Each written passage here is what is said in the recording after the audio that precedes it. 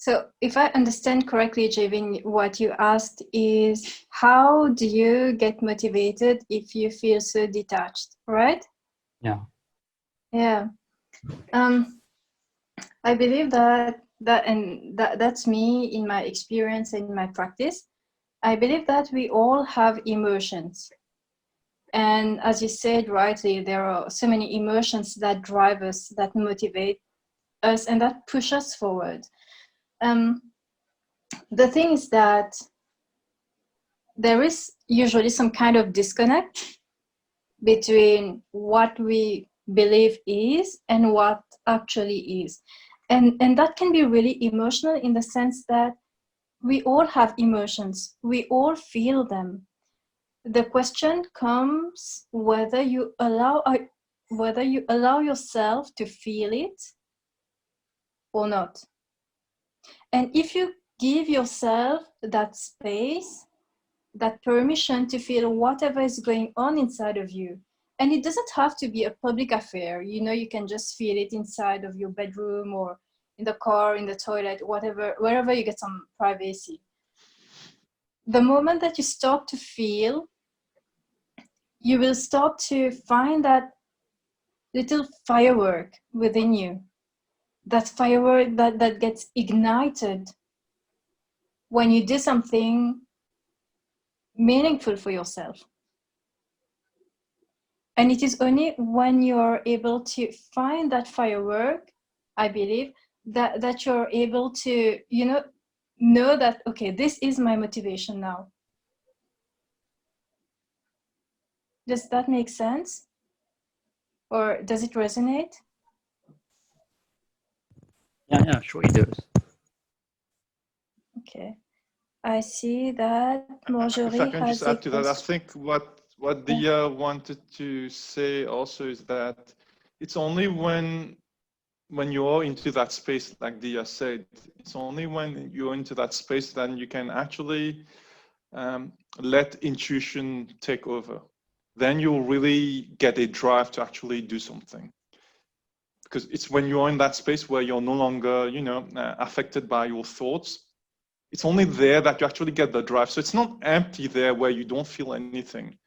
If you feel that you're feeling empty, it's probably because you're trying to mentally get detached.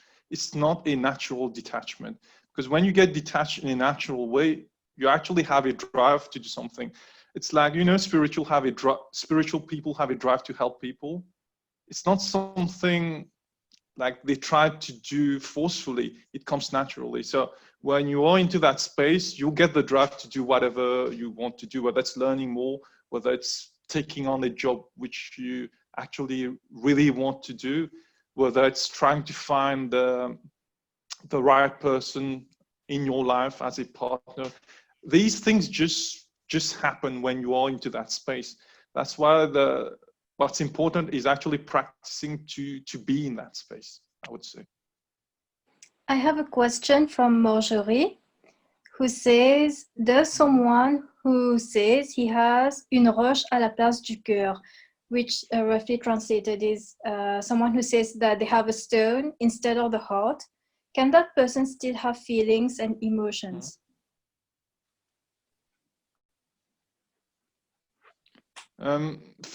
That's a question for me, right? Yeah. Yeah. To me, that state, okay, I forgot the French expression. That state is not natural. Okay, so because if you look at small children when they are born, okay, they're not born nasty. They all like each other. They hug each other. So that expression is probably associated to someone who's an adult. We need to actually try to understand what made the person become like that. It's probably because of certain experiences the person had, which made him or her become like this. So is it possible for the person to actually feel anything? Yes and no. No, if the person decides to not release the things which actually made him or her become like this. Yes, if the person actually decides to release the emotions which are linked to the incidents or events which actually led to that situation. So it all depends on the person. You can't, I mean, I can't convince my wife to meditate. So you say you can't convince people to do anything. What happens in life is you do whatever is good for you. You elevate your energy. Hopefully you can inspire others.